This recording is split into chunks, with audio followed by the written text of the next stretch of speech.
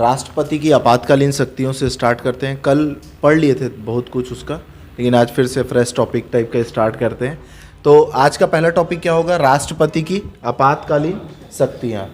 ठीक है, राष्ट्रपति की शक्तियाँ का लास्ट शक्तियाँ पढ़ेंगे अपन। ठीक है, क्या होगी? राष्ट्रपति की आपातकालीन शक्तियाँ। देखो, राष्ट्रपति की आपातकालीन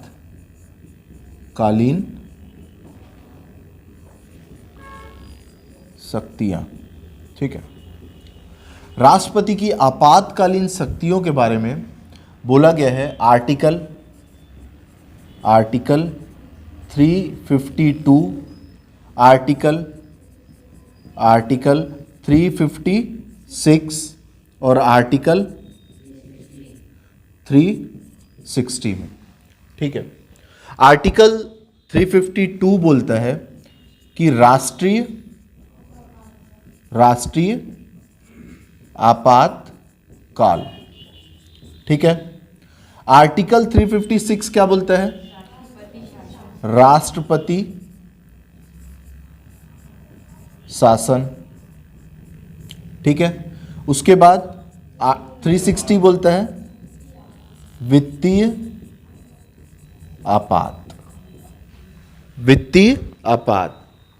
आपातकालीन शक्तियों का उल्लेख भाग 18 में किया गया है। किस में किया गया है? भाग 18 में किया गया है। तो राष्ट्रपति की आपातकालीन शक्तियां क्या क्या है ये अपन देखें। पहला, राष्ट्रीय आपात। दूसरा, राष्ट्रपति शासन।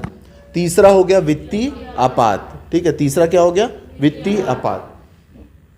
अब इसको एक एक करके समझने की कोशिश करते हैं कि इसमें क्या क्या प्रावधान का उल्लेख किया गया है। ठीक है, देखो, पहला टॉपिक होगा हमारा राष्ट्रीय आपात। पहला क्या होगा? राष्ट्रीय आपात। मेरे साथ समस्या है, राइटिंग बनाऊंगा तो वो और बिगड़ेगी। ठीक है, इसलिए जैसा लिखता हूं वैसे ही लिखता हूं। हाँ, बड़ा लिखना है ना, नहीं दिखता ना। हाँ,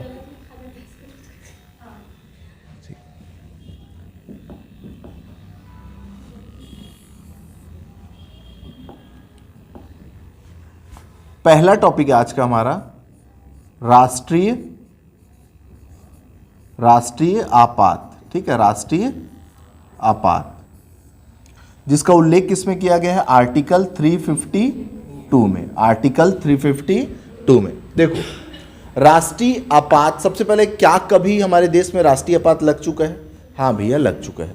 ठीक है, सबसे पहले हमारे देश में राष्ट्रीय आपात लगा था 1961 में, 1971 में और 1975 में। ठीक है, 1961 में जब राष्ट्रीय आपात की घोषणा की गई तो चीन हमारे ऊपर क्या किया था? आक्रमण कर दिया था या हमला कर दिया था। ठीक है, दूसरी स्थिति थी जब पाकिस्तान से हमारा क्या हो रहा था? संघर्ष हो रहा था। किससे हो रहा था? पाकिस्तान से संघर्ष हो रहा था। चीन के साथ जब हमारा युद्ध हुआ तो लगभग 8 वर्षों तक हमारे देश में राष्ट्रीय आपात की स्थिति उत्पन्न हो गई थी। कितने वर्षों तक? 8 वर्षों तक। ठीक है, पाकिस्तान, ठीक है, बेचारा कोशिश किया था राष्ट्रीय आपात को लंबा खींच सकूं, नहीं सफल हुआ। ठीक है, उसके बाद एक विचित्र स्थिति उत्पन्न हुई 1975 में, जब हमारे देश में आपातकाल लाया गया। ठीक है, आपातकाल लाया गया। आपातकाल को चर्चा में लाने में महत्वपूर्ण भूमिका निभाया कौन? 1975 का साल। 1975 में लागू आपातकाल लगभग 1978 तक जारी रहा। कब तक जारी रहा? 1978 या 1977 तक। 1975 का साल जब प्रधानमंत्री इंदिरा गांधी थी और उन्होंने देश में राष्ट्रीय आपात की घोषणा की, तो इसको एक प्रश्न की तरह खड़ा कर दिया समाज के सामने कि क्या इस आर्टिकल की देश को जरूरत है? क्या ये प्रावधान होना चाहिए? ठीक है, क्योंकि जैसे ही ये एक्टिव होता है सबसे पहला चीज जो खत्म होता है वो है लोकतंत्र, ठीक है, जो है लोकतंत्र। अगर इसका कारण सही हो तो ये परिस्थितियों में से उबरने में आपकी बहुत हद तक मदद करता है, किंतु यदि कोई शासक तानाशाह बनने के इच्छा से इस आर्टिकल का उपयोग करे तो ये जनता के लिए बहुत घातक है, ठीक है। तो आइए समझने की कोशिश करते हैं राष्ट्रीय आपातकाल। प्यारे बच्चों, राष्ट्रीय आपातकाल 352 में इसका क्या किया गया है? उल्लेख किया गया है। 352 में इसका क्या किया गया है? उल्लेख किया गया है। संविधान में ये बोला गया है कि यदि आपके देश में युद्ध की स्थिति उत्पन्न हो जाए, पहला पॉइंट क्या बोला? यदि आपके देश में युद्ध की स्थिति उत्पन्न हो जाए या आपके देश में कोई बाह्य आक्रमण हो जाए, बाह्य आक्रमण हो जाए, ठीक है, बाह्य आक्रमण हो जाए, या आपके देश में कोई सशस्त्र विद्रोह हो जाए, सशस्त्र विद्रोह हो जाए, तो इन तीन स्थिति को देखते हुए आप अपने देश में राष्ट्रीय आपात की क्या कर सकते हो? घोषणा कर सकते हो। आप क्या लगा सकते हो इसके बाद? राष्ट्रीय आपात लगा सकते हो, ठीक है। आप सबको पता है कि युद्ध एवं बाह्य आक्रमण राष्ट्रीय आपात का कारण है। इससे पहले मैं चर्चा में लाऊंगा इसको, सशस्त्र विद्रोह को। हम सबको पता है जब 1975 में आपातकाल की घोषणा की गई थी, ठीक है, तो उस समय हमारे देश में का जो संविधान था उसमें सशस्त्र विद्रोह की जगह क्या लिखा था? आंतरिक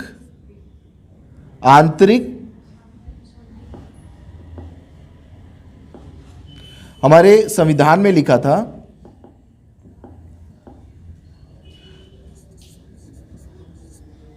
आंतरिक अशांति।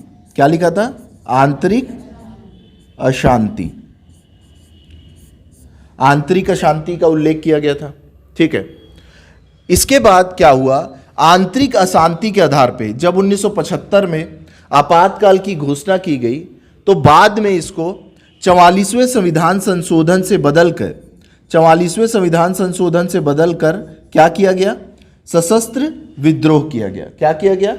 सशस्त्र विद्रोह किया गया, क्योंकि आंतरिक अशांति बोल के आपातकाल के लाना बहुत आसान हो गया था, ठीक है। राष्ट्रीय आपात की घोषणा ये तीन आधार पे की जा सकती है। अब हमको यहां से समझ में आ गया है, ठीक है। हमको ये पता रहना चाहिए, जैसे ही युद्ध, बाह्य आक्रमण या सशस्त्र विद्रोह की घोषणा होती है तो राष्ट्रपति द्वारा क्या किया जाता है? राष्ट्रपति द्वारा आपातकाल क्या कर दिया जाता है? जारी कर दिया जाता है। आपातकाल लागू कर दिया जाता है, ठीक है। मतलब आपके देश में युद्ध की स्थिति, बाह्य आक्रमण या सशस्त्र विद्रोह, इन तीनों में से कोई भी स्थिति उत्पन्न हुई तो राष्ट्रपति क्या लागू कर देंगे? राष्ट्रीय आपातकाल लागू कर देंगे, ठीक है। तो मतलब राष्ट्रीय आपातकाल लागू करने का अधिकार किसका होगा? राष्ट्रपति का होगा। अपने मन से करेंगे क्या? मंत्रिपरिषद की सलाह से। किसकी सलाह से? मंत्रिपरिषद की। तो जब भी इनको राष्ट्रीय आपातकाल को लागू करना होगा, ये किससे सलाह लेंगे? वही बताने वाला था ठीक है। मंत्रिपरिषद की जगह यहां क्या उल्लेख किया गया है? मंत्रिमंडल का उल्लेख किया गया है। किसका उल्लेख किया गया है? मंत्रिमंडल का, ठीक है। जो महत्वपूर्ण मंत्री हैं हमारे देश के, कैबिनेट मंत्री जिनको बोलते हैं, उनकी सलाह पे हम राष्ट्रपति क्या करेंगे? राष्ट्रीय आपात की घोषणा करेंगे। मंत्रिमंडल, ठीक है। कुछ प्रश्न आता है, मंत्रिमंडल का उल्लेख कहां किया गया है, ठीक है, तो क्या बोलोगे? आर्टिकल 352 में, ठीक है। मंत्रिमंडल का उल्लेख कहां किया गया है? आर्टिकल 352 में किया गया है, ठीक है। मंत्रिपरिषद का उल्लेख कहां किया गया है?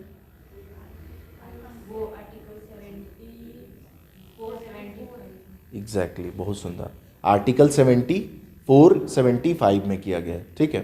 तो मंत्रिपरिषद वहां है, मंत्रिमंडल यहां है, ठीक है।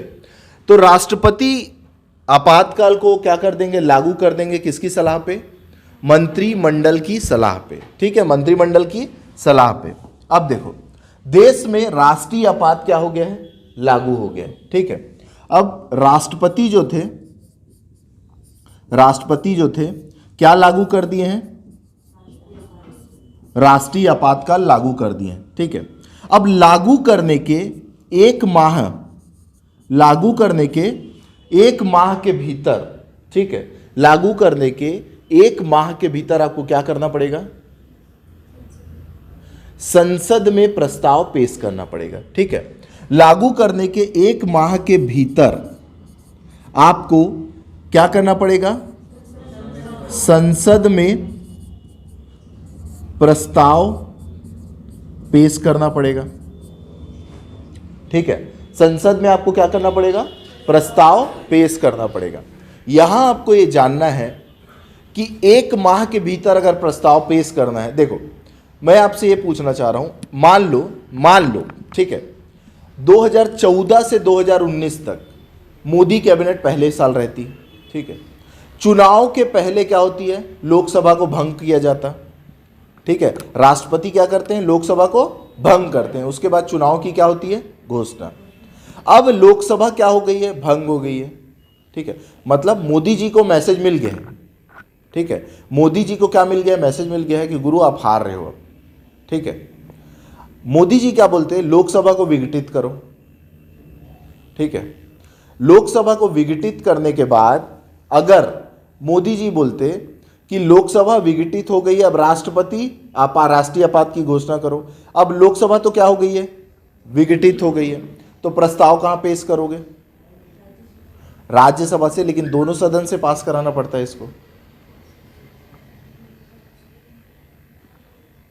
संविधान बोलता है यदि ऐसी स्थिति उत्पन्न होती है कि राष्ट्रीय आपातकाल लागू होने के समय लोकसभा को भंग कर दिया गया है, ठीक है, तो लोकसभा का कार्यकाल क्या हो जाएगा, 1 महीने के लिए बढ़ जाएगा।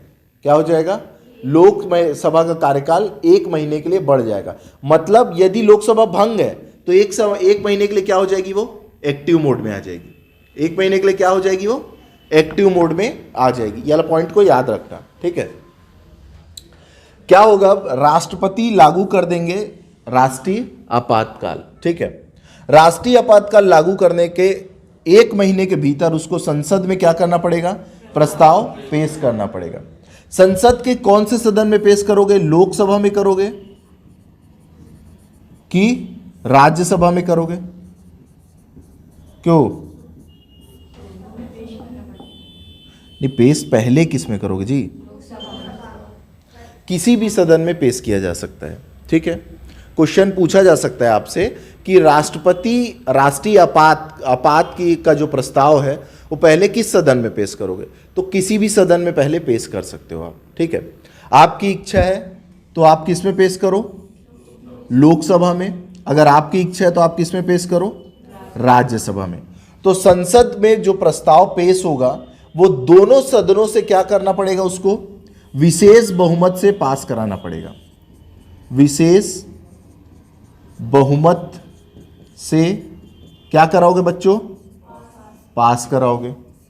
जो प्रस्ताव है राष्ट्रीय आपातकाल का, ठीक है, नेशनल इमरजेंसी का, वो प्रस्ताव को दोनों सदनों से विशेष बहुमत से आपको क्या कराना पड़ेगा, पास कराना पड़ेगा। ठीक है, पहली बात। जैसी ये प्रस्ताव पास होता है, ठीक है, जैसी ये प्रस्ताव पास होता है वैसी 6 माह के लिए क्या मिल जाएगा, इसको अधिकार मिल जाएगा लागू रखने का। मतलब कि जैसी राष्ट्रीय आपातकाल लागू हुआ और दोनों सदनों से पास हुआ, अब राष्ट्रीय आपातकाल की वैलिडिटी कितनी होगी, 6 महीने की होगी। अब 6 महीने तक कोई प्रस्ताव, कोई कुछ नहीं, 6 महीने तक देश में राष्ट्रीय आपातकाल लागू रहेगा। ठीक है, 6 महीने बाद क्या होगा भाई, 6 महीने की वैलिडिटी है, 6 महीने बाद क्या होगा, फिर पास होगा, फिर लागू होगा, फिर पास होगा, फिर लागू होगा। ये प्रक्रिया अनिश्चित काल तक चलते रहेगी। जब तक राष्ट्रीय ये प्रस्ताव पास होते रहेगा तब तक ये प्रक्रिया चलते रहेगी। ठीक है, कब तक चलेगी ये प्रक्रिया? अनिश्चित काल तक चलेगी। ठीक है, यहां तक समझ में आया? एक बार रिकैप कराऊं क्या? देखो, राष्ट्रीय आपातकाल ये तो ठीक है। पहला आज का टॉपिक क्या है हमारा? राष्ट्रीय आपातकाल। पहला हमारा टॉपिक है राष्ट्रीय आपातकाल। ठीक है, हम देखें पहले तो हमारे देश में क्या कभी राष्ट्रीय आपातकाल लगा है? तो बोले हाँ भैया लगा है, 3 बार लग चुका है। कब कब? 1961 में चीन जब हमको निपटाया था, 1971 में जब हम पाकिस्तान को निपटाए थे, और 1975 में जब इंदिरा गांधी देश को निपटाई थी। ठीक है, ये 3 स्थिति ऐसी है जहां हमारे देश में राष्ट्रीय आपातकाल लागू हुआ था। समझ में आ गया इतना? आगे बढ़ो। राष्ट्रीय आपातकाल अगर लागू करना है तो उसका आधार क्या होगा? किस बेसिस में वो राष्ट्रीय आपातकाल लागू होगा? ये क्या है हमारा पहला पॉइंट। ठीक है, तो संविधान बोलता है 3 बेसिस है भैया, 3 टाइप का बेसिस है जिस आधार पे आप राष्ट्रीय आपातकाल किसी भी देश में लगा सकते हो। पहला, युद्ध टाइप की स्थिति हो आपके देश में। दूसरा, बाह्य आक्रमण टाइप की स्थिति हो। तीसरा, सशस्त्र विद्रोह हो। तीसरा क्या हो? सशस्त्र विद्रोह हो। सशस्त्र विद्रोह का केस मैं आपको बताया, पहले ये आंतरिक अशांति के रूप में लिखा था संविधान में। क्या लिखा था? आंतरिक अशांति के रूप में।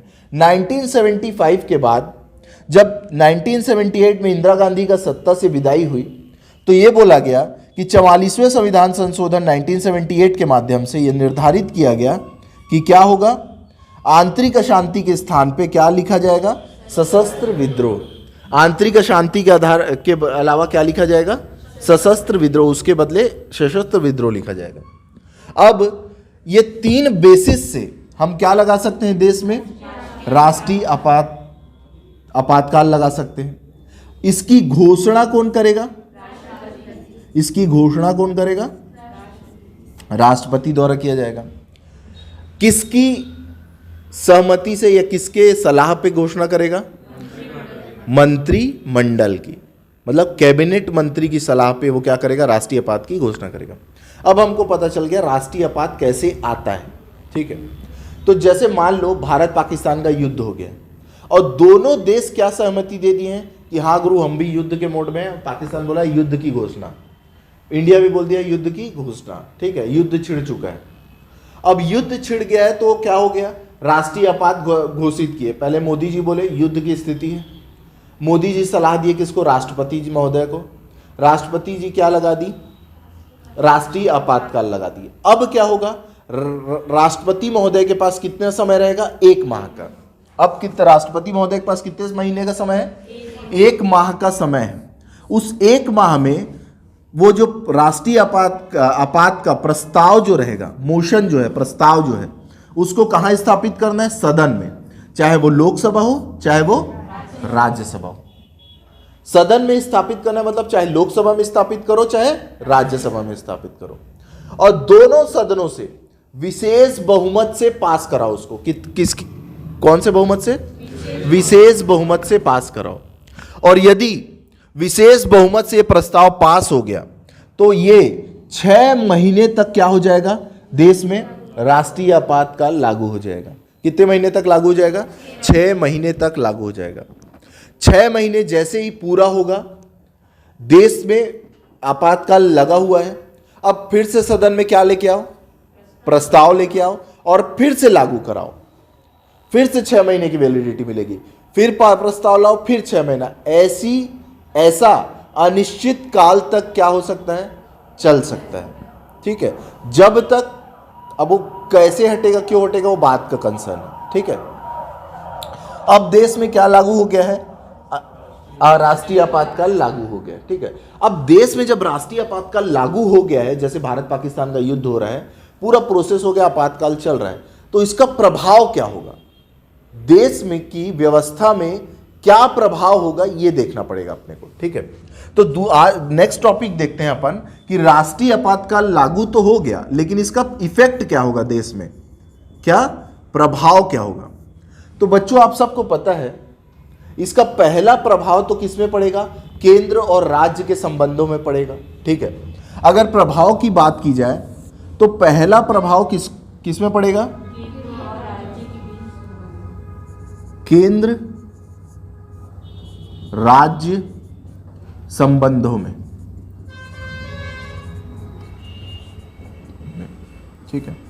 केंद्र राज्य संबंधों में कैसे प्रभाव पड़ेगा, point number A. Point number A ये है कि केंद्र और राज्य के बीच शक्तियों का बंटवारा किया गया है शेड्यूल 7 में। शेड्यूल 7 ये बोलता है कि भैया केंद्र तू अपनी सूची में कानून बना, राज्य अपनी सूची में कानून बनाएगा, और एक सूची बना लेते हैं कॉन्करेंट लिस्ट। उस कॉन्करेंट लिस्ट में हम दोनों बैठेंगे और खाते खाते चर्चा करेंगे और जो समझ में आएगा कानून बना लेंगे, ठीक है। लेकिन देश में बच्चों अभी क्या लगा हुआ है, राष्ट्रीय भारत पाकिस्तान का युद्ध चढ़ा है और देश में क्या चल रहा है, राष्ट्रीय आपातकाल। अब इस स्थिति में राज्य के सूची में कौन कानून बनाएगा, केंद्र, ठीक है। तो पहला प्रभाव केंद्र राज्य संबंधों का ये पड़ता है कि जो राज्य सूची है, कौन सी सूची है, राज्य सूची है, राज्य सूची में कानून कौन बनाएगा, कानून बनाएगा केंद्र, पहला प्रभाव, ठीक है। राज्य सूची में कौन कानून बना रहा है, केंद्र कानून बना रहा है, ठीक है। दूसरा प्रभाव ये पड़ेगा केंद्र राज्य संबंधों में, आप सबको पता है एक अध्यादेश करके आता है, 2 आर्टिकल है, आर्टिकल 123, ठीक है, जो किसकी बात करता है, ऑर्डिनेंस अध्यादेश की बात करता है, ठीक है, अध्यादेश की बात करता है, ठीक है, जो किससे संबंधित रहता है,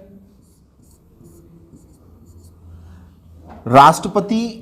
भाई अध्यादेश कौन जारी करता है, राष्ट्रपति। अध्यादेश कौन जारी करता है बच्चों,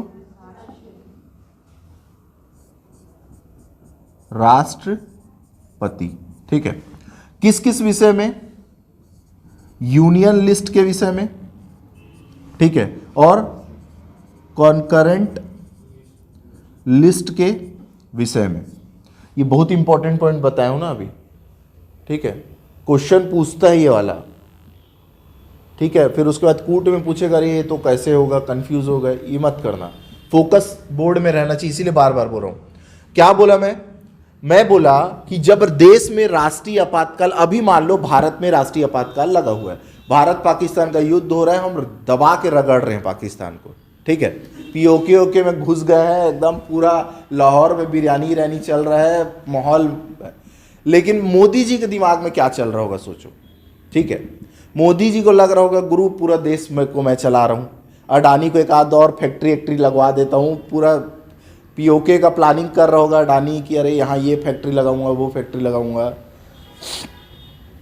यहां पहला जो पॉइंट अपने को याद रखना है कि अगर कोई ऐसी स्थिति देश में है तो राज्य सूची में कौन कानून बनाएगा बच्चों, केंद्र कानून बनाएगा, पहला पॉइंट, ठीक है, एकदम बच्चे वाला पॉइंट है, ये सबको पता रहता है। दूसरा पॉइंट ये बोलता है अध्यादेश के विषय में।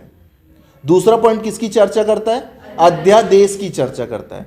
बच्चों आप सबको पता है आर्टिकल 123 के तहत राष्ट्रपति को अध्यादेश की शक्ति प्राप्त है। किसकी शक्ति प्राप्त है, अध्यादेश की शक्ति। और इस अध्यादेश की शक्ति में आर्टिकल 123 में उल्लेख किया गया है कि राष्ट्रपति केंद्र सूची और समवर्ती सूची के विषय में अध्यादेश जारी कर सकते हैं, ठीक है। किस किस सूची के विषय में, केंद्र सूची और समवर्ती सूची। मैं आपको यह बता रहा हूं, इस विषय में क्वेश्चन भी बार बार पूछता है कि कौन से सूची में कानून बना सकते हैं, 3 लिस्ट दे देगा, कूट बना देगा, पगला जाओगे, अरे क्या सूची फूची कर दी अरे। तो अब यहां से याद रखना है कि केंद्र सूची और समवर्ती सूची दोनों में अध्यादेश जारी करने का अधिकार किसको है, राष्ट्रपति को। बच्चों लेकिन यहां एक आर्टिकल और आता है जिसका नाम है आर्टिकल 213। आर्टिकल 213, आर्टिकल 213 यह बोलता है कि अध्यादेश की शक्ति, क्या बोलता है? अध्यादेश की शक्ति। अब यह शक्ति किसको दी गई है बच्चों? राज्यपाल को दी गई है। किसको दी गई है? राज्यपाल को दी गई है। ठीक है। आर्टिकल 123 के तहत कौन अध्यादेश जारी कर रहा है? राष्ट्रपति। और आर्टिकल 213 के तहत कौन जारी कर रहा है? राज्यपाल। ठीक है, ये ऐसे याद कर लो ना जी, 1 2 3 और 2 को इधर कर दो, 2 1 3। ठीक है, ऐसा करके। ठीक है, तो आर्टिकल 123 और आर्टिकल 213। अब यहां क्या होगा? आर्टिकल 123 के तहत अध्यादेश कौन जारी कर रहा है? राष्ट्रपति।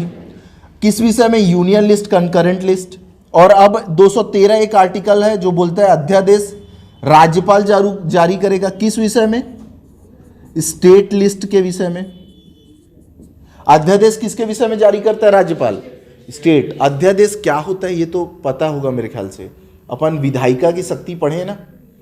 हमको पता है कि यदि सदन सत्र में ना हो और कानून का निर्माण करना आवश्यक हो जाए तो कानून का निर्माण हम अध्यादेश के माध्यम से राष्ट्रपति की सलाह पे कर सकते हैं, राष्ट्रपति द्वारा किया जा सकता है। ठीक है, यह अध्यादेश जारी करने का सलाह कौन देगा उनको? मंत्री परिषद। कौन देगा? मंत्री परिषद देगा। ठीक है, ये पता है ना अपने को। अब अपने को याद रखना है कि जैसी आर्टिकल 252 लगेगा, ये 352 मतलब राष्ट्रीय आपात लगेगा देश में, तो ये आर्टिकल क्या होगा? नष्ट हो जाएगा। और स्टेट लिस्ट में अध्यादेश कौन जारी करना चालू कर देगा? राष्ट्रपति। तो इसका दूसरा प्रभाव क्या हुआ बच्चों? पहला प्रभाव, केंद्र सूची में विषय, राज्य सूची में कानून कौन बना रहा है? केंद्र। दूसरा, राज्य सूची में अध्यादेश भी कौन जारी करेगा? राष्ट्रपति। कौन जारी करेगा? राष्ट्रपति। ठीक है, यहां तक समझ में आया? केंद्र राज्य संबंध के बाद और अन्य प्रभावों की अगर मैं चर्चा करूं बच्चों आप लोगों से, तो एक प्रभाव और देख लेते हैं कि मौलिक अधिकार पे इसका क्या प्रभाव पड़ेगा। ठीक है, इसकी चर्चा अपन बार बार कर चुके हैं, लेकिन फिर से एक बार बता देता हूं कि इसका मौलिक अधिकार पे क्या प्रभाव पड़ेगा। मौलिक अधिकार पे क्या प्रभाव पड़ेगा?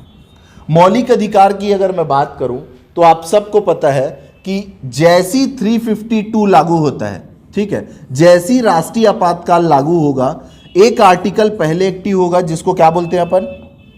आर्टिकल 358। क्या बोलते हैं इसको?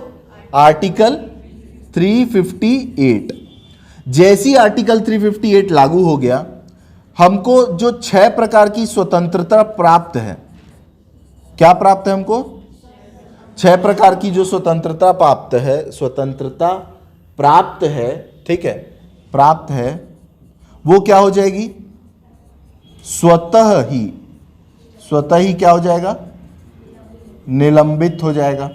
इससे रिलेटेड क्वेश्चन आप लोग एक बार पूछ चुके हो ना, वहां भी अपन बात किए थे इसकी।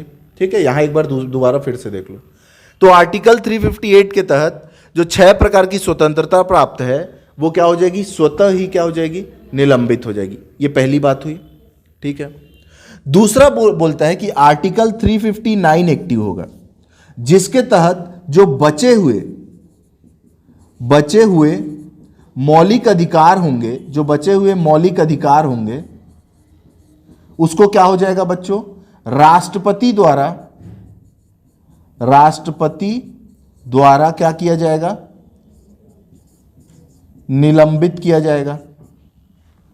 जो बचे हुए मौलिक अधिकार होंगे उसको किसके द्वारा निलंबित किया जाएगा?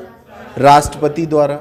लेकिन आप सबको पता है कि दो मौलिक अधिकार ऐसे हैं जिसका संबंध है 44वें संविधान संशोधन 1978 से, जिसमें यह बोला गया कि आर्टिकल 20 और आर्टिकल 21 को किसी स्थिति में भी निलंबित नहीं हो सकता। वो कभी क्या नहीं हो सकता? निलंबित नहीं होगा। समझ में आ गई इतनी बात? तो मैं आपको ये बोला कि हमारे देश में समझ लो राष्ट्रीय आपातकाल लग गया है, ठीक है, तो उसका प्रभाव क्या होगा हमारे देश में। पहला प्रभाव के ऊपर अपन चर्चा किए कि जो केंद्र राज्य संबंध है उसमें प्रभाव पड़ेगा, जिसके तहत राज्य सूची में केंद्र द्वारा नियमों का निर्माण किया जाएगा। दूसरा, जो भी अध्यादेश जारी करने की शक्ति है जो 213 के तहत राज्यपाल के पास रहती है, वो उठ के किसके पास चली जाएगी, राष्ट्रपति के पास। इसमें अपन ये भी देखें कि राष्ट्रपति को अध्यादेश जारी करने का अधिकार तो है, पर किन किन सूचियों पर अध्यादेश जारी कर सकता है वो, केंद्र सूची और समवर्ती सूची, केंद्र सूची और समवर्ती सूची। राज्य सूची पर अध्यादेश जारी करने का मूल अधिकार किसको प्राप्त है, राज्यपाल को। किंतु आर्टिकल 352 राष्ट्रीय आपातकाल की स्थिति में कौन अध्यादेश जारी करेगा, राष्ट्रपति, ठीक है। उसके बाद जो मौलिक अधिकार हैं, मौलिक अधिकार का अपन देख लिया आर्टिकल 358 और 359। 358 में जो स्वतंत्रता प्राप्त है वो क्या हो जाएगी, निलंबित हो जाएगी, और जो बची हुई स्वतंत्रता है वो राष्ट्रपति के द्वारा निलंबित होगी। लेकिन आर्टिकल 20 और आर्टिकल 21 किसी स्थिति में निलंबित नहीं होगा। अब ये सब इसके क्या पढ़ रहे हैं, प्रभाव पढ़ रहे हैं, ठीक है। अब देखो प्रभाव को तो देख लिया अपन, क्या राष्ट्रीय आपातकाल को न्यायालय में चुनौती दी जा सकती है, ये प्रश्न हो सकता है कि नहीं। भाई देश में राष्ट्रीय आपातकाल लग गया है, कोई आदमी के में तो कीड़ा होगा कि यार जाके एक बार न्यायालय में ट्राई तो करूं, निपट सकते हैं कि नहीं। देश में इतने आरटीआई कार्यकर्ता हैं जो समाज सेवी हैं, है ना, इतने सारे समाज को सेवा, जिनका मुख्य काम ही आरटीआई लगा लगा के जीवन यापन करना है, उन लोग के कुछ तो सोचे होंगे। तो मैं ये पूछ रहा हूं आपसे कि क्या राष्ट्रीय आपातकाल को न्यायालय में चुनौती दी जा सकती है। बच्चों, आज के बाद हमको याद रखना है कि राष्ट्रीय आपातकाल को न्यायालय में चुनौती दी जा सकती है, ठीक है। तो इसमें हमको याद रखना है न्यायिक पक्ष नहीं है,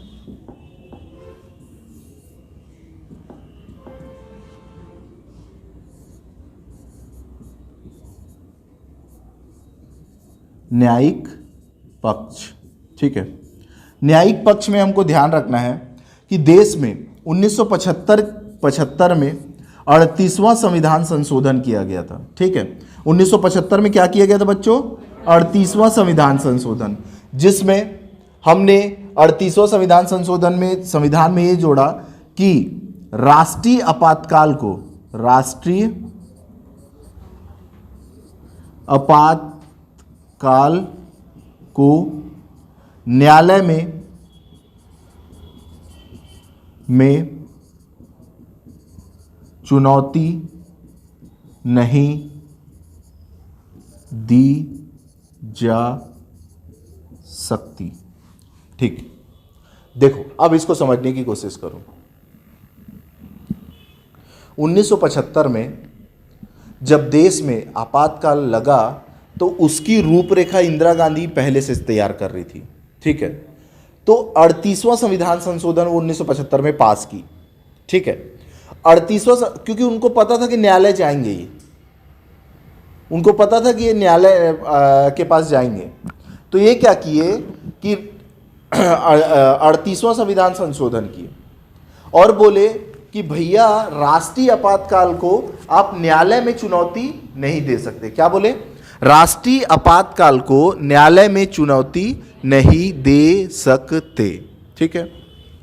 उसके बाद 44वां संविधान संशोधन 1978 के माध्यम से संविधान में यह प्रावधान जोड़ा गया कि न्यायालय में क्या दिया जा सकता है,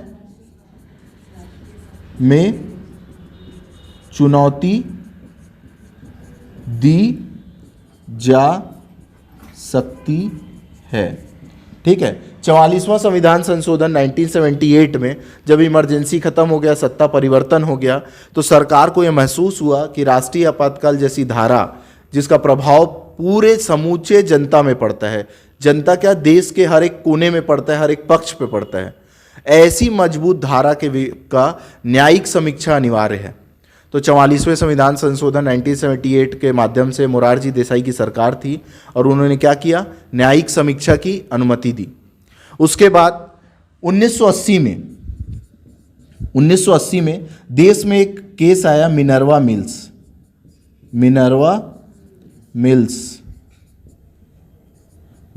मिल्स केस आया। इसमें भी न्यायपालिका ने ये बात दोहराई कि राष्ट्रीय आपातकाल को कहा कि जो राष्ट्रीय आपातकाल है उसको चुनौती दी जा सकती है। मतलब कि अब चुनौती कैसे दोगे? समझो कि यदि भारत पाकिस्तान का युद्ध हो रहा है, ठीक है, अब किसी को लगा राष्ट्रीय आपातकाल सही नहीं है यार, चलो चुनौती देते हैं, और न्यायालय को लगा, अब न्यायालय किस पक्ष में चर्चा करे, मतलब न्यायालय क्या बात पे चर्चा करे? क्या न्यायालय डिसाइड करेगा कि युद्ध हो रहा है कि नहीं हो रहा है? भाई न्यायपालिका डिसाइड करेगी क्या युद्ध हो रहा है। अगर पाकिस्तान बोल रहा है कि मैं तो युद्ध कर ही नहीं रहा हूं, पाकिस्तान बोल रहा है मैं तो युद्ध कर ही नहीं रहा हूं, तो कैसे करोगे?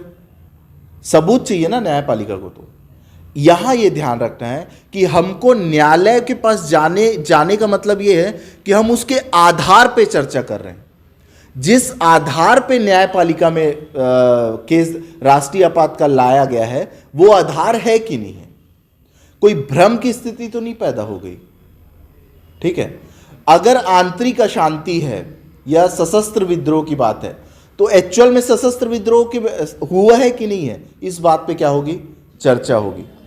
वो सही है वो गलत है इस विषय में चर्चा होगी क्या, है ना। आधार सही है कि नहीं है इस बात पे चर्चा होगी न्यायपालिका में। तो न्यायपालिका में चुनौती दे सकते हो कि नहीं दे सकते हो, राष्ट्रीय आपातकाल को दे सकते हैं। अब ये याद रहेगा ना हमेशा, ठीक है। हो गया, न्यायिक पक्ष को भी देख लिया अपन कि इसकी समीक्षा की जा सकती है, ठीक है। अब लास्ट में हमको देखना है जैसे देश में राष्ट्रीय आपातकाल लग गया, ठीक है, हम देख लिए कैसे लगेगा, हम ये देख लिए कौन लगाएगा, हम ये देख लिए कि क्या प्रभाव पड़ेगा उसका, ठीक है। अब हम ये देख लिए कि उसकी न्यायिक समीक्षा की जा सकती है कि नहीं जा सकती। अब हमको ये देखना है कि भैया अगर आपातकाल को अगर आपको हटाना है तो कैसे हटाओगे, ठीक है। आपातकाल को अगर हटाना है आपको तो कैसे हटाओगे, दो आधार है आपातकाल को हटाने का, ठीक है। दो आधार है। पहला आधार क्या है, अगर हटाना है आपको किसको, नेशनल इमरजेंसी को अगर आपको हटाना है तो इसका क्या है, दो आधार है, ठीक है। पहला कौन हटाएगा, राष्ट्रपति। पहला कौन हटाएगा, राष्ट्रपति, ठीक है। राष्ट्रपति, अब मेरा प्रश्न ये है, राष्ट्रपति, मैं जैसे राष्ट्रपति हूं, देश में राष्ट्रीय आपातकाल लगा है, मैं बोला सुबेरे उठा चलो राष्ट्रीय आपातकाल खत्म। अब जब लागू हुआ था तो मैं घोषणा किया था मैं, अब सदन के पास मेरे को जाना पड़ा था कि नहीं जाना पड़ा था, ठीक है। अब स्थिति है कि मैं राष्ट्रीय आपातकाल को हटाना चाह रहा हूं, ठीक है। मैं क्या चाह रहा हूं, राष्ट्रीय आपातकाल को हटाना चाह रहा हूं, ठीक है। क्या मेरे को हटाने के लिए संसद या सदन के समक्ष प्रस्तुत होना होगा, या मेरा प्रस्ताव जो हटाने का है वो संसद में प्रस्तुत होगा? नहीं होगा, ठीक है, वो नहीं होगा। तो यदि हमको राष्ट्रीय आपातकाल को हटाना है तो राष्ट्रपति द्वारा बिना सदन की अनुमति के हटाया जा सकता है। देखो बच्चों, क्वेश्चन ऐसे ही आता है, ठीक है। तो अगर ये छोटा छोटा पॉइंट अगर दिमाग में सेट हो गया ना, तो क्वेश्चन एक भी गलत नहीं होगा, एक सिंगल क्वेश्चन संविधान का गलत नहीं होगा। बस ना थोड़ी छोटी पॉइंट को फोकस करके चलो, ठीक है। पहला पॉइंट में क्या बोला कि कौन हटाया हमारे देश में राष्ट्रीय आपातकाल को? राष्ट्रपति हटाया। दूसरा एक पक्ष है जो राष्ट्रीय आपातकाल को हटाता है, उसका नाम क्या है? संसद। क्या नाम है उसका? संसद, ठीक है। तो संसद में जब भी आपको राष्ट्रीय आपातकाल को हटाना है तो किसके माध्यम से हटाओगे? प्रस्ताव के माध्यम से, प्रस्ताव के माध्यम से। अब वो किस सदन में आएगा प्रस्ताव? लोकसभा में आएगा कि राज्यसभा में? दोनों में से किसी में भी आ सकता है, ठीक है। किस बहुमत से हटाओगे? साधारण बहुमत से। किस बहुमत से हटाओगे बच्चों? साधारण बहुमत से हटाओगे, ठीक है। इतनी बात समझ में आ गई? ठीक है, समझ में आ गई ना। राष्ट्रीय आपातकाल से कुछ सब चीज अपन देख ली है, ठीक है। एक बार फिर से रिकैप करा रहा हूं, फिर आगे बढ़ेंगे, ठीक है। पहला टॉपिक था आज का हमारा आर्टिकल 352। आर्टिकल 352 क्या बोलता है बच्चों? राष्ट्रीय आपातकाल। क्या बोलता है बच्चों? नेशनल इमरजेंसी, राष्ट्रीय आपातकाल, ठीक है। पहला पॉइंट है कि क्या बेसिस है भैया आपके पास कि राष्ट्रीय आपातकाल लागू करोगे। तो बेसिस नंबर 1 युद्ध, बेसिस नंबर 2 बाह्य आक्रमण, बेसिस नंबर 3 सशस्त्र विद्रोह, ठीक है। सशस्त्र विद्रोह को कौन से संविधान संशोधन से जोड़े हो? 44वें संविधान संशोधन, जो कि किसमें किया गया? 44वां संविधान संशोधन कब किया गया? 1978 में, ठीक है। राष्ट्रीय आपातकाल की घोषणा किसके द्वारा की जाती है? ठीक है। उसको लागू कराने के लिए किसकी सहमति की आवश्यकता रहती है? मंत्रिमंडल की सहमति की क्या रहती है? आवश्यकता। अब राष्ट्रीय आपातकाल की घोषणा कौन कर दिया? राष्ट्रपति। तो लागू कराने के कितने समय बाद, ठीक है, कितने दिन बाद आपको क्या करना पड़ेगा? सदन में प्रस्ताव पेश करना पड़ेगा। कितने दिन बाद? 1 माह के बाद। 1 माह के भीतर आपको क्या करना पड़ेगा? प्रस्ताव पेश करना पड़ेगा। 1 माह के भीतर है ना, बाद में। 1 माह के भीतर आपको सदन में प्रस्ताव पेश करना पड़ेगा। दूसरा कि कौन सा वो सदन होगा जहां प्रस्ताव पेश करोगे? कौन सा सदन होगा?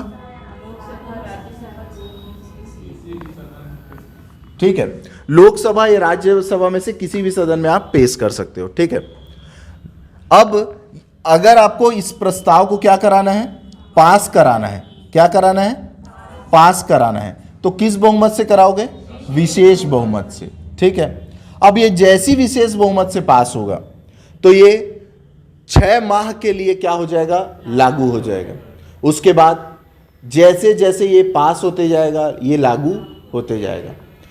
अधिकतम कितने समय के लिए लागू हो सकता है? अनिश्चित काल के लिए, ठीक है। उसके बाद अगर देश में राष्ट्रीय आपातकाल लागू हो गया तो उसके प्रभाव पर चर्चा करते हैं। किस पर?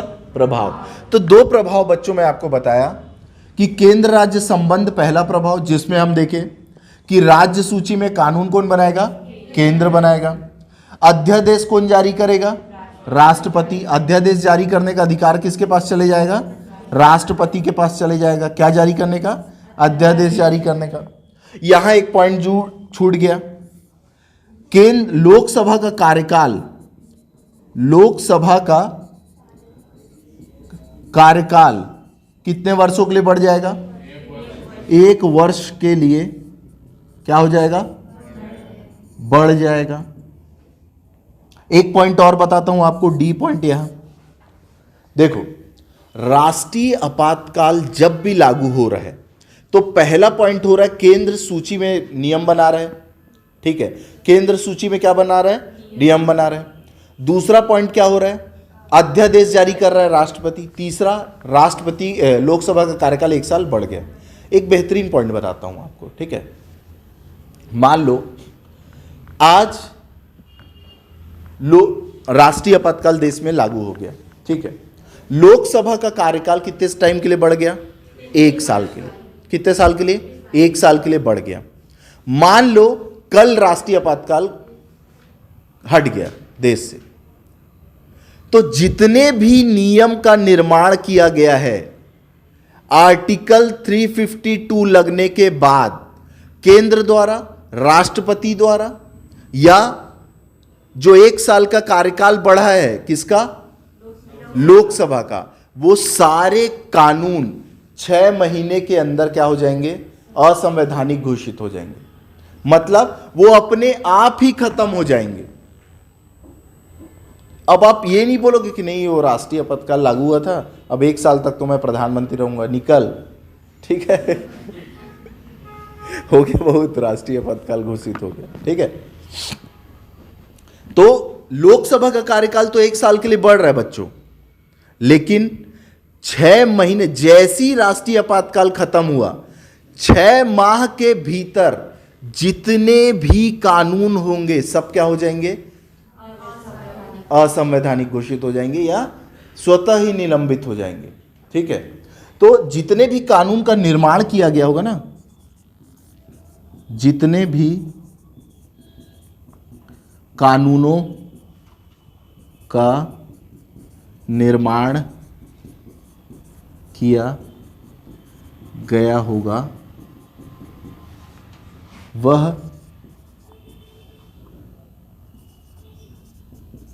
काल के खत्म होने के 6 माह के भीतर क्या हो जाएंगे? समाप्त हो जाएंगे, ठीक है। क्या हो जाएंगे? समाप्त हो जाएंगे। या समझ में आ गया? ये 2 पॉइंट ऐड कर लीजिएगा, ठीक है। देखो, मौलिक अधिकार ये तो आप कई बार पढ़ चुके हैं, 358 और 359। ये क्या होगा? स्वतंत्रता। कितने टाइप की स्वतंत्रता प्राप्त है? 6। वो पूरी स्वतंत्रता क्या हो जाएगी? निलंबित हो जाएगी। कैसे निलंबित होगी? स्वतः ही। किसी को करना पड़ेगा क्या? राष्ट्रपति करेगा क्या? खुद ही हो जाएगी। उसके बाद 359 क्या बोल रहा है? बचे हुए जो फंडामेंटल राइट्स होंगे वो हमारे राष्ट्रपति महोदय द्वारा निलंबित किए जाएंगे, वो स्वतः ही निलंबित नहीं होंगे। किंतु 44वें संविधान संशोधन 1978 के बाद आर्टिकल 20 और आर्टिकल 21 को किसी भी स्थिति में निलंबित नहीं किया जा सकता, ठीक है। समझ में आ गया? उसके बाद न्यायिक पक्ष। न्यायिक पक्ष क्या बोलता है कि अब न्यायालय में समीक्षा की जा सकती है कि नहीं की जा सकती, ठीक है। तो आपको पता है 38वां संविधान संशोधन किया गया था। अच्छा, ये समझ जाओगे क्या कि संविधान संशोधन की सकते हैं, ठीक है। 38वां संविधान संशोधन से मना कर दी थी इंदिरा गांधी। 44वां फिर मोरारजी देसाई किए, बोले न्यायिक समीक्षा की जा सकती है। मिनर्वा मिल्स केस में फिर न्यायालय का डिसीजन आया और वो बोला न्यायिक समीक्षा की जा सकती है। तो उसको क्या हो गई? मुहर लगी वो संविधान संशोधन को, क्योंकि जनरली होता है संविधान संशोधन सरकार कर देती है, फिर उसको असंवैधानिक घोषित कर देती है न्यायपालिका। पर इस केस में ये था कि भैया न्यायपालिका को ही एम्पावर्ड करने की बात की गई थी। भाई इससे जुडिशरी ही एम्पावर्ड हो रही ना, कि और कोई हो रहा है, तो अपनी पावर तो वैसी कम नहीं करना चाहती जुडिशरी। उसके बाद क्या बोला है? अगर हटाना चाहते हो आप राष्ट्रीय आपातकाल को, ठीक है, राष्ट्रीय आपातकाल को यदि आपको हटाने की इच्छा है तो आप क्या करोगे? राष्ट्रपति द्वारा हटवाओगे, राष्ट्रपति के पास जाओगे, गुरु हटाओ यार, अगर वो नहीं माना तो किसके पास जाओगे? संसद के पास। राष्ट्रपति अगर चाह लिया हटाना तो उसको संसद की अनुमति की आवश्यकता है क्या? सदन की अनुमति की आवश्यकता है क्या? ठीक है, बिना अनुमति के ही क्या कर लोगे? हटा लोगे। लेकिन यदि संसद हटाना चाहेगी तो प्रस्ताव लाएगी, कहीं लोकसभा में ला सकती है, राज्यसभा में ला सकती है, और साधारण बहुमत के माध्यम से हटाया जा सकता है।